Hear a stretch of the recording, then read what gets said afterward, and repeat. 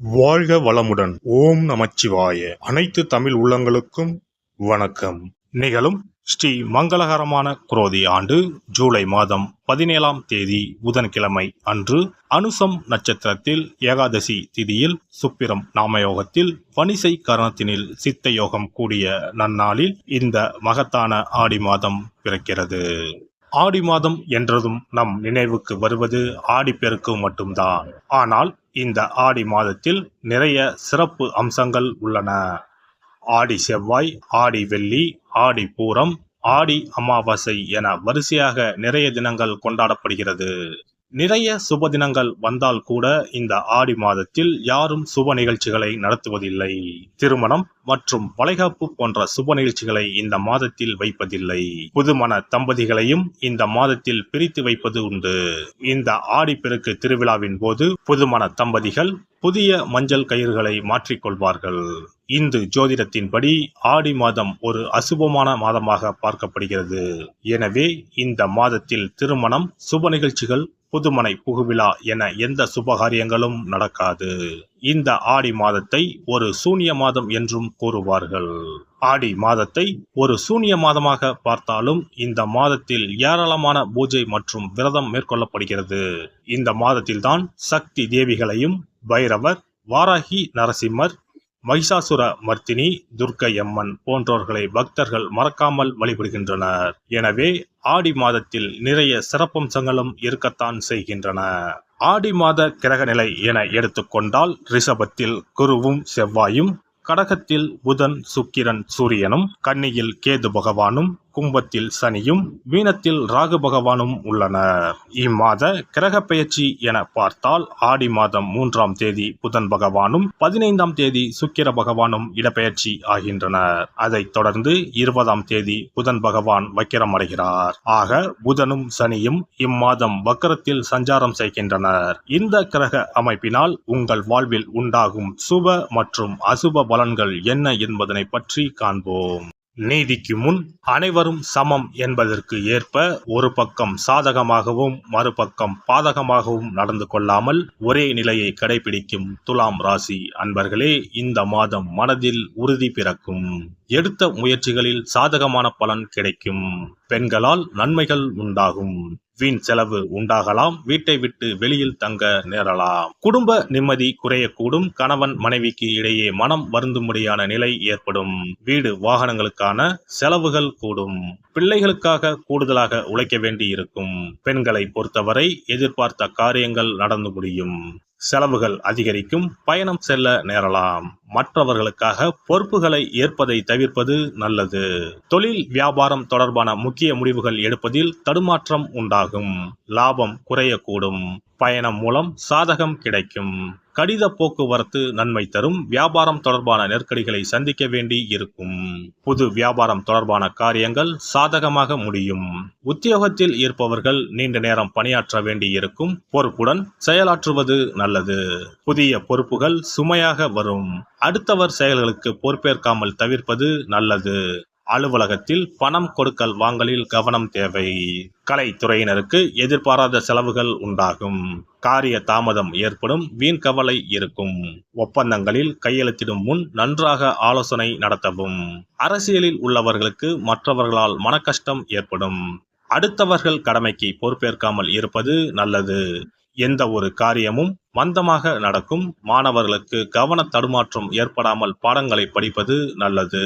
பொறுப்புகள் கூடும். நட்சத்திர பலன்கள். சித்திரை நட்சத்திரம். இந்த மாதம் குடும்பத்தில் இருப்பவர்களை அனுசரித்து செல்வது நல்லது. கணவன் மனைவிக்கு இடையே இருந்த இடைவெளி குறையும். பிள்ளைகளின் எதிர்காலம் பற்றி சிந்தனை அதிகரிக்கும். எந்த காரியத்திலும் ஈடுபடும் முன்பு திட்டமிட்டு செயல்படுவது நல்லது. பணவரத்து தாமதப்படும். சுவாதி நட்சத்திரம். இந்த மாதம் காரிய வெற்றிக்கு தேவையான உதவிகள் கிடைக்கும். எதிர்பாராத செலவு உண்டாகும். சொத்து மனை சம்பந்தமான காரியங்களில் தடை தாமதம் ஏற்படலாம். வீண் பயம் ஏற்படும். ஏற்கனவே செய்த காரியங்களுக்கான பலனை அடைய வேண்டி இருக்கும். வீண் வழக்கு விவகாரங்கள் வரலாம்.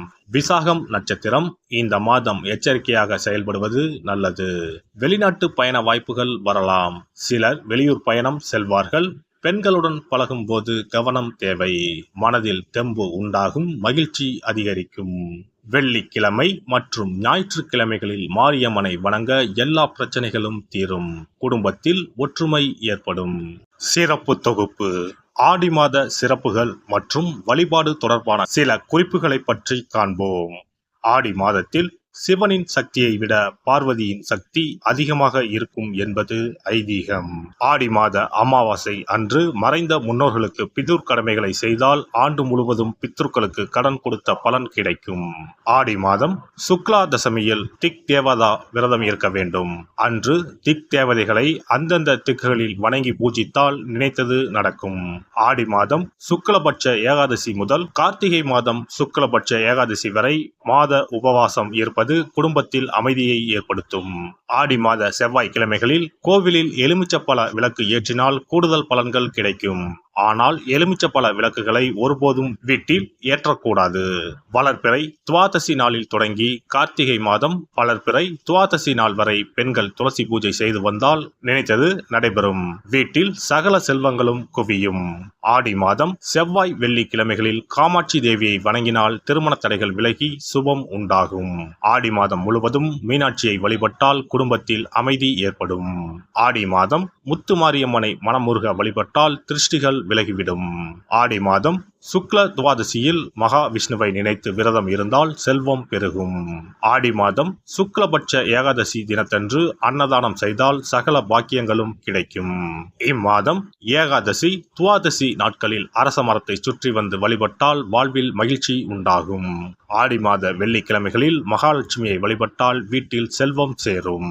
இம்மாதம் ஏதாவது ஒரு வெள்ளிக்கிழமை அம்மனை ஆவாகனம் செய்து வீட்டுக்கு வரவழைத்து வழிபடுவது சிறப்பை தரும்.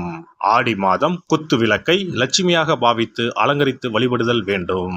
ஆடி மாதம் அம்மனுக்கு பால் பாயசம் சர்க்கரை பொங்கல் வைத்து வணங்குதல் வேண்டும். அம்மனை வழிபடும் போது மறக்காமல் லலிதா சகஸ்ரநாமம் சொல்ல வேண்டும். இம்மாதம் வீட்டில் சிறப்பு பூஜைகள் செய்யும் போது சிறு பெண் குழந்தைகளை அம்மனாக பாவித்து உணவு கொடுத்து ரவிக்கை சீப்பு குங்குமச்சிமிழ் கண்ணாடி வளையல் தாம்பூலம் கொடுக்க வேண்டும். இம்மாதம் அம்மனுக்கு சாற்றப்படும் வளையல்களை பெண்கள் அணிந்து கொண்டால் திருமண பாக்கியம் குழந்தை பாக்கியம் சகல நலன்களையும் நீங்காத செல்வத்தையும் பெறலாம். ஆடி மாத வெள்ளிக்கிழமைகளில் அதிகாலையில் எழுந்து குளித்து தூய ஆடை அணிந்து சாணத்தை பிள்ளையராக பிடித்து செவ்வரளி செம்பருத்தி அருகு கொண்டு சூரிய உதயத்திற்கு முன்னர் விநாயகரை பூஜிக்க வேண்டும். வாழை இலை மீது நெல்லை பரப்பி அதன் மீது கொழுக்கட்டை வைத்து விநாயகரை வழிபட செல்வம் கொளிக்கும். ஆடி பௌர்ணமி அன்று சிவபெருமானுக்கு திரட்டுப்பால் அபிஷேகம் செய்து கருப்பு பட்டாடை 100 முத்துக்கள் கோர்த்த மணிமாலை கரு ஊமத்தம் பூ மாலை அணிவித்து மூங்கில் அரிசி பாயாசம் படைத்து வழிபட்டால் எப்பேற்பட்ட பகையும் விலகும். பொதுவாகவே வெள்ளிக்கிழமைகள் அம்பாளுக்குரிய சிறந்த நாட்களாகும். இதனோடு அயனத்துக்குரிய சிறப்பும் சேர்வதால் ஆடி மாதத்தில் வரும் வெள்ளிக்கிழமைகள் அம்பாளுக்கு தனிச்சிறப்பு கொண்டவையாக கருதப்படுகின்றன. எல்லாம் வல்ல இறையருளால் நீங்களும் உங்கள் அன்பு குடும்பமும் உடல் நலம் நீலாயுள் நிறை செல்வம் உயர் புகழ் மெய்ஞானம் ஓங்கி வாழ்க வளமுடன். இந்த வீடியோ பதிவு உங்களுக்கு பிடித்திருந்தால் லைக் பண்ணுங்க, கமெண்ட் பண்ணுங்க, ஷேர் பண்ணுங்க, மறக்காம சப்ஸ்கிரைப் பண்ணுங்க, பக்கத்துல இருக்கிற பெல் பட்டனை கிளிக் பண்ணுங்க. நன்றி, வணக்கம். ஓம் நமச்சிவாய. சிவாய நம.